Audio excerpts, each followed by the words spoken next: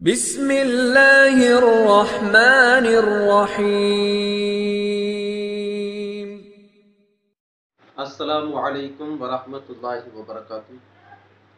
ایک بھائی نے یہ سوال کیا کہ مصنوعی دانت لگا کر تلاوت کرنا کیسا ہے، اور اگر کسی کے منہ میں مصنوعی دانت ہو اور اس کا انتقال ہو جائے تو اسی دانتوں کے ساتھ اسے دفنانا کیسا ہے۔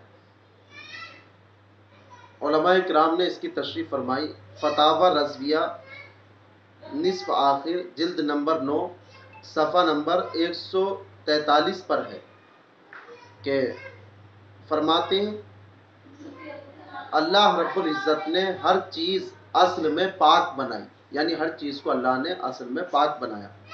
جب تک کسی شے میں نجاست کا خلط ثابت نہ ہو وہ پاک ہی مانی جائے گی۔ رد المختار میں ہے لا یحکم بنجاستها قبل العلم بحقیقتها، یعنی کسی بھی شے پر اس کی حقیقت کے جاننے سے پہلے نجاست کا حکم نہیں لگایا جائے گا۔